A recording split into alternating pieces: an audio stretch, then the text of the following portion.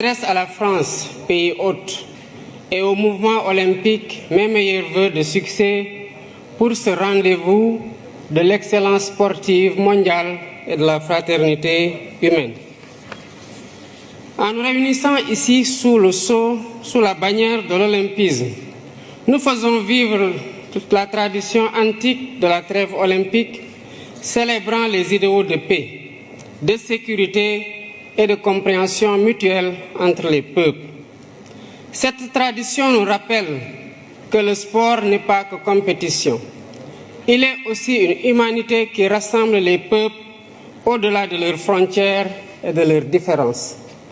C'est tout le sens de la résolution de l'Assemblée générale des Nations unies sur l'édification d'un monde pacifique et meilleur grâce au sport et à l'idéal olympique.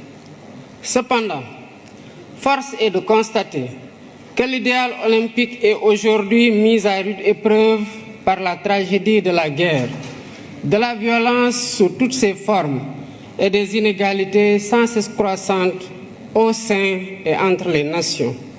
Mesdames et messieurs, ce sommet qui s'inscrit dans la continuité du pacte de Paris pour les peuples et la planète et la perspective du sommet de l'avenir en septembre prochain à New York nous interpelle sur l'urgence d'œuvrer de façon plus résolue à la réalisation des objectifs de développement durable. Inspirée par l'idéal olympique, notre rencontre devrait sonner le réveil des consciences sur les inéquités persistantes d'un ordre mondial historiquement dépassé. Si nous voulons que les choses changent, il nous faut changer les règles du jeu. Je pense à l'évasion fiscale, aux congés fiscaux abusifs et aux autres flux financiers illicites qui privent nos pays de ressources vitales au financement du développement. Je pense à la question lancinante du traitement juste et équitable de la dette ainsi qu'au système de notation biaisé sur l'évaluation du risque concernant l'Afrique.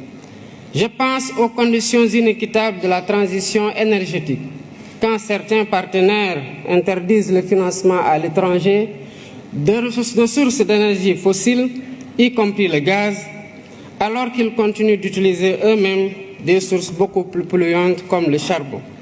Je pense à l'architecture de la gouvernance économique, politique et financière mondiale, héritée de la Seconde Guerre mondiale, dont la composition des organes et le processus de décision ne reflètent plus les réalités de notre temps.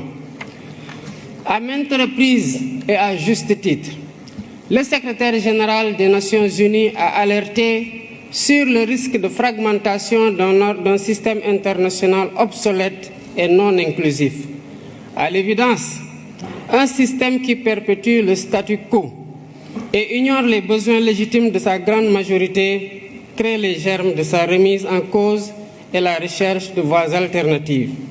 La mutation du groupe des BRICS en un sud global plus large montre à quel point le système international est contesté et combien il urge de le réformer pour le rendre plus inclusif, plus juste, plus transparent dans l'intérêt compris de tous.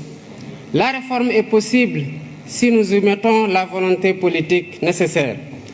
Excellences, Mesdames et Messieurs, dans 2 ans, le Sénégal accueillera le premier